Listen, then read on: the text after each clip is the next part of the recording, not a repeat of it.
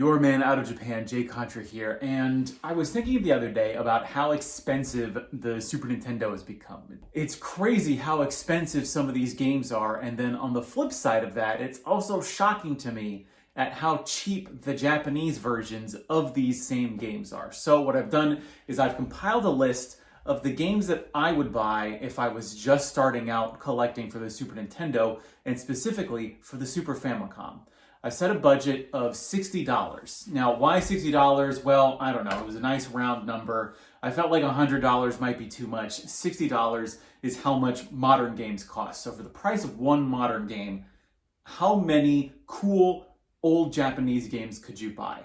Not only that, that does leave you also some wiggle room for actually buying the console itself.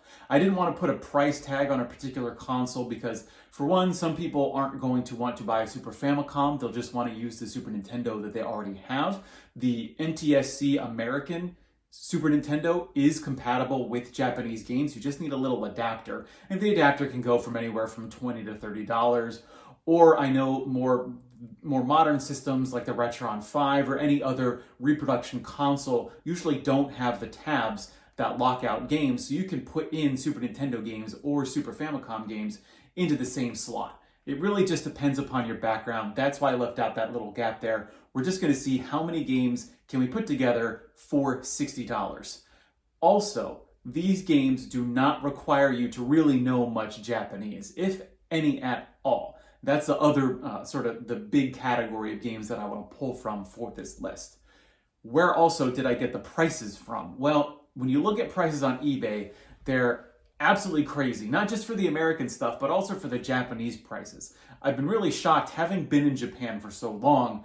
I was really surprised to see the difference between what you could find in Japan itself as opposed to what sellers are listing on eBay. Now, I went to a place called surugaya.com, and they are a Japanese used stuff store that will ship internationally. So depending upon your situation, you may have access to this resource, and I'm using Surugaya's prices in order to create this list. So without further ado, let's start out with the big number one on the list, and also one of the cheapest. That would be Super Mario World at $4.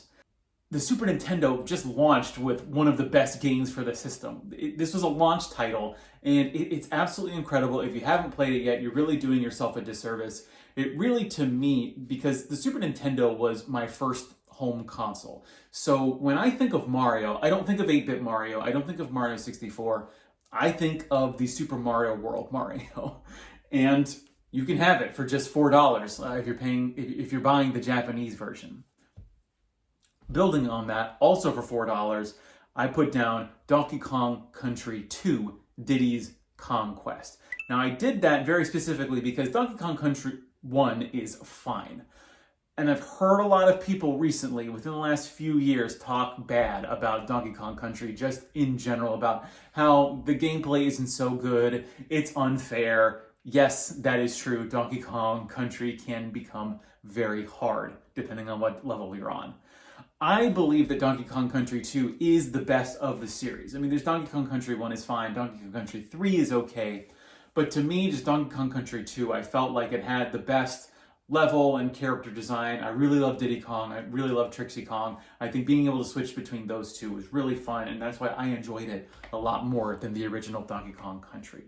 The next game on the list is The Legend of Zelda, A Link to the Past, and you can get the Japanese version for as little as $9, which is crazy because of how expensive I've seen it in the United States. You don't really need a whole lot of Japanese to understand what's going on in A Link to the Past, and it's a game that really needs no other explanation.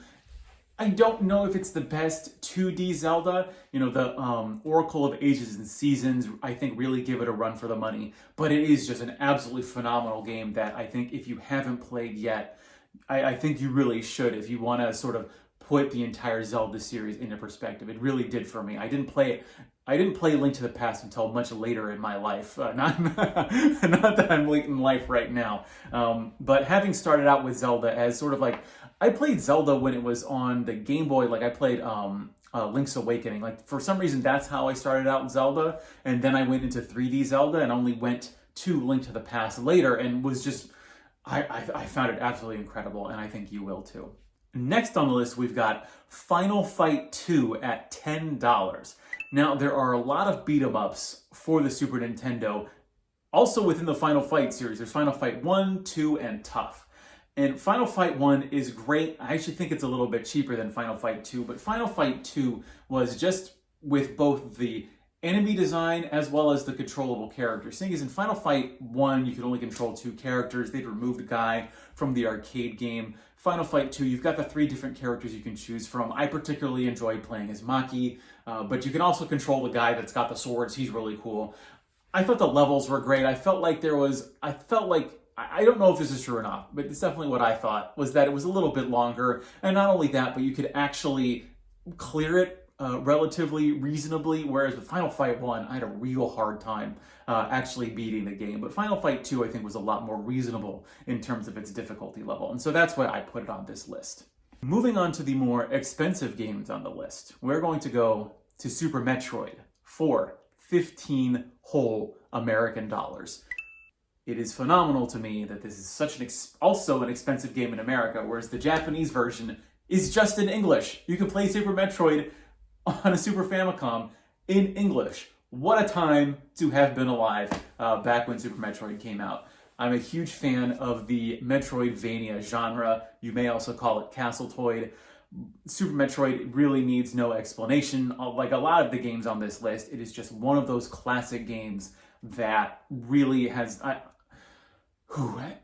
Is there a better Metroid game than Super Metroid? I'm not sure. It is definitely up there to the point where I don't think I would replace it with anything else for the Super Nintendo on this list.